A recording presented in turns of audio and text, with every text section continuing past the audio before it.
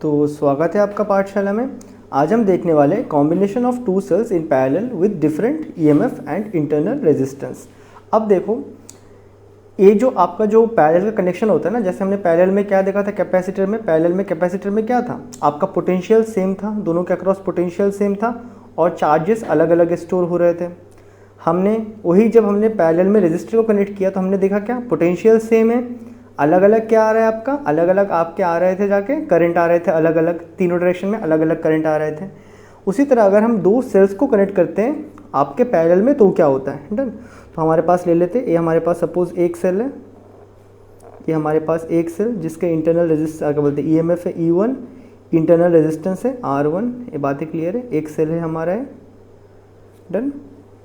नीचे हमारे पास पैरेलल में एक और सेल है, इसका है जाके E2 ईएमएफ, इंटरनल रेजिस्टेंस है जाके R2।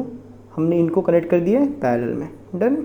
पैरेलल मतलब यहाँ पे बाहर पे भी कनेक्शन है, डन। तो बाहर पे जब कनेक्शन है तो पॉजिटिव टर्मिनल से हम मानेंगे करंट निकलता है, तो यहाँ से some sort of I1 current निकला, यहाँ से some sort of I2 current निकला, ये जंक्शन में I1 पहुँचा, I2 पहुँचा, यहाँ जाके एक net amount of current I आ चुका है, that is I1 plus I2। ये फिर घूम के यहाँ आएगा, यहाँ से फिर I1 यहाँ निकल जाएगा, I2 यहाँ निकल जाएगा। तो लेटस वाला पार्ट लिखते पहले। सो let us consider two cells with EMF that is true potential, EMF true potential होता है, बताया था ना, E1 and E2 with internal resistance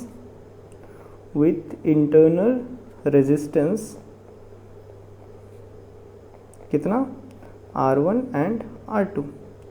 अब देखो, एज पोटेंशियल क्या होता है, potential drop is same in parallel connection, ये हमें पता है, in parallel connection, done. So it is V, इसको हम V मान लेते हैं। एंड करंट डिवाइड हो चुका है किसमें, I amount of current I1 plus I2 में डिवाइड हो चुका है। ये सारे बातें हमें ऑलरेडी पता है। अब देखो इंटरेस्टिंग बात क्या है, हमें EMF और पोटेंशियल ड्रॉप का फॉर्मूला पता है, दैट इज़ हमें पता है जो पोटेंशियल हमें मिलता है, टर्मिनल पोटेंशियल, वो क्या होता है, EMF माइनस एक और पोटेंशियल ड्रॉप होता है जो उसकी इंटरनल क्या बोलते हैं, इंटरनल रेजिस्टेंस की वजह से होता है, डन। ये हमें V का फॉर्मूला पता है, बट यह I के टर्म पे आया है, तो हम इसको एनी हाउ कन्वर्ट करेंगे फाइनली, वो आप देखते रहो अभी। अब देखो, सो फॉर सेल वन, ये जो सेल 1 है, एक इसका पोटेंशियल सेम है, यहाँ पता है पैरेलल में कनेक्टेड है, तो इसके इन दोनों पॉइंट के अक्रॉस में पोटेंशियल क्या होगा, सेम होगा, डन। इन दोनों पॉइंट के अक्रॉस में पोटेंशियल सेम होता है, दैट इज़ V होगा। V कैसे होता है वो सब है, तो अभी देखते हैं। For cell 1 V is equal to, कैसे लिख देंगे, सेल 1 का EMF E1 माइनस सेल 1 कितना करंट ड्रॉ करवा रहा है, I1, और उसका रेजिस्टेंस R1। हमें यहाँ से I1 निकालना है, डन। तो I1 निकालेंगे तो V को यहाँ भेजते, IR1 को यहाँ भेज लेंगे, दैट इज़ I1 R1 को यहाँ भेज दिया, E1 V को उस तरफ भेज दे रहा हूँ, डन। तो यहाँ से आपके पास I1 कितना आ जाएगा, that is E1 minus V by R1। इसको और बढ़िया से लिख दोगे तो कितना आ जाएगा, E1 by R1 minus V1 by R1। Similarly आप चाहे तो इसके लिए भी लिख सकते हो, इस नीचे वाले के लिए। सिमिलरली इसमें जो करंट I2 आएगा, सेम ऐसा करेंगे, V इसके अक्रॉस पोटेंशियल V है, is equal to E2 minus I2 R2, same करेंगे, फिर सेम यही प्रोसेस करेंगे, तो फाइनली क्या निकल के आएगा, I2 is equal to E2 by R2 minus V2 by R1।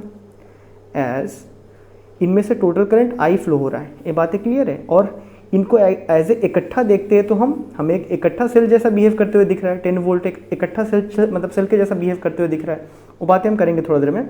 तो एज हमें पता है I is equal to I1 plus I2 आ रहा है हमारे पास, वैल्यू पुटअप करते हैं, that is I is equal to I1 की जगह में कितना लिख देना है हमें, E1 by R1 minus V1 by R1। I2 की जगह में ये हमारा I2 आ चुका है, E2 by R2 minus V2 by R1। यहाँ तक बातें हमें क्लियर है, यहाँ तक इजी। इसको थोड़ा रीअरेंज कर लेंगे तो कैसा दिखेगा हमें, यहाँ पे E1 by R1 plus E2 by R2, इन दोनों को इकट्ठा लिख दिया, इन दोनों में से माइनस को कॉमन लेके, अच्छा V1 V2 तो नहीं आएगा, दोनों के क्रॉस में पोटेंशियल क्या है, पोटेंशियल आपका सेम है, तो V1 V2 को तो बात ही नहीं है, डन, क्योंकि V1 V2 सेम ही है, यहाँ पे पोटेंशियल क्या है, सेम है, तो V1 V2 नहीं लिखना है। तो यहाँ से मैं इन दोनों में से अगर मैं V कॉमन ले लेता हूँ तो मेरे पे क्या बचेगा, क्या लिख देता हूँ R2, हाँ, तो मेरे पे यहाँ क्या बच जाएगा 1/R1 plus 1/R2, negative V common ले लिया, डन। ये बातें क्लियर है, यहाँ तक बातें क्लियर है। इसको एक और स्टेप आप करोगे, एक और स्टेप में आप इसको थोड़ा इजी बनाने का ट्राई करोगे, that is I is equal to LCM लो, एलसीएम लोगे तो क्या आ जाएगा यहाँ पे R1 R2 आपस में मल्टीप्लाई, R2 इसके साथ R1 इसके साथ, that is R2 E1 plus E2 R1, यहाँ तक बातें क्लियर, माइनस V बाहर कॉमन, देखो हमें V मिल रहा है ना कॉमन पोटेंशियल, इसी को हम लोग अभी कन्वर्ट कर लेंगे, देखना थोड़ा देर में। तो यहाँ पे R1 R2, यहाँ भी LCM R1 R2 multiply, R2 वहाँ चल जाएगा प्लस यहाँ पे R1, यहाँ तक हमें बातें क्लियर है। अभी मैं क्या कर रहा हूँ, मैं इस पूरे टर्म को यहाँ लाऊंगा, I को इस तरफ भेज दूंगा, डन, दैट इज़ पूरे टर्म को उसको उठा के मैंने पूरा इस तरफ ला दिया, that is R2 plus R1 divided by R1 R2 is equal to E1 R2 plus E2 R1 divided by R1 plus R2, यहाँ तक बातें क्लियर है। और I को वहाँ भेज दिया माइनस I, डन, इसको यहाँ भेजा, इसको उठा के यहाँ ला दिया, यहाँ तक बातें क्लियर है। तो यहाँ से हम V निकालेंगे, V कितना आ जाएगा हमारे पास। अब जब V निकालेंगे तो हमें क्या करना होगा, इस पूरे टर्म को इससे डिवाइड करना होगा, that is E2 R2 E1 R2 E2 R1 divided by R1 plus R2।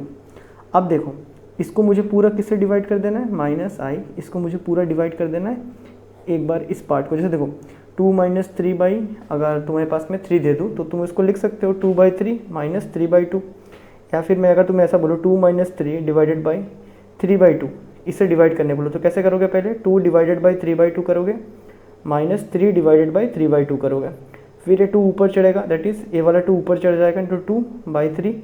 Similarly इस पार्ट में क्या हो जाएगा आपका, अच्छा दिख नहीं रहा है, सिमिलरली आपका ये वाला पार्ट दिख रहा है ना, ये जो नीचे वाला टर्म है, जो नीचे वाला 2 है ये ऊपर चढ़ जाएगा, ऐसे करके नीचे वाला ये जो 2 है ऊपर चढ़ेगा, ऊपर चढ़ के कैसा आ जाएगा आपका 2 इंटू, ये तो 2 ये वाला था, नीचे वाला यहाँ चढ़ेगा 2/3।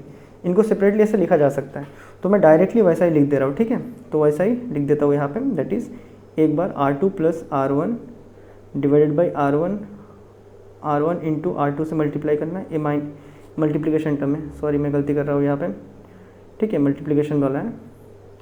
ये वाला पार्ट किससे डिवाइड होगा आपका, R2 plus R1 divided by आपका R1 R2, यहाँ तक बातें क्लियर।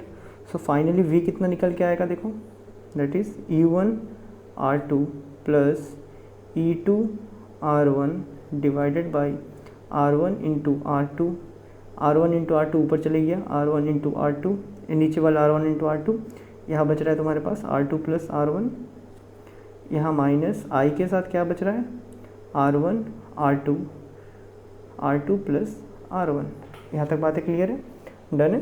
तो यहाँ से ये दोनों कट जाएंगे, डन, तो कटेंगे तो आपके पास V कितना निकल के आएगा, V निकल के आ जाएगा E1 R2 plus E2 R1 divided by R1 plus R2 minus I के साथ क्या रहेगा आपका R1 R2 divided by R1 plus R2, done. मैंने R2 प्लस R1 था, इसको मैंने R1 प्लस R2 में लिख दिया। यहाँ तक हमें बातें क्लियर है, यहाँ तक डेरिवेशन इजी। इसके आगे वाले पार्ट को भी देखते हैं हम। तो हमारे पास फाइनली V इतना निकल के आ चुका है। अभी देखो ये जो V है, ये V क्या बिहेव कर रहा है, as a total, as a system भी ये इतना ही बिहेव करेगा पूरा। अगर इसको हम एज ए सिस्टम मानते, इक्विवेलेंट जो इस 10 के बराबर मानते हैं, तो 10 वाला भी कितना I अमाउंट ऑफ करंट निकाल रहा है, हाँ या ना। इसको अगर पूरा हम इस 10 वोल्ट के माफिक माने तो पूरा 10 वोल्ट भी I अमाउंट ऑफ करंट निकाल रहा है। अगर मैं इसी V को लिखना चाहूँ उसके टर्म पे, तो मैं क्या लिख दूंगा, मुझे पता है V is equal to E into I R, that is इस वाले V को क्या मैं लिख सकता हूँ, ऑल्सो क्या मैं इस वाले V को लिख सकता हूँ, जो total V as a equivalent कैसा, E equivalent minus I R equivalent के जैसा बिहेव कर रहा होगा। देयरफॉर अगर मैं यहाँ पे भी कंपेयर करूँ, इस V के जगह में अगर मैं इसको बैठाऊँ, V equivalent minus I R equivalent किसके बराबर आया था, E1 R2 plus E2 R1 divided by R1 plus R2 आया minus I R1 R2 divided by R1 plus R2, ये आ रहा है हमारे पास।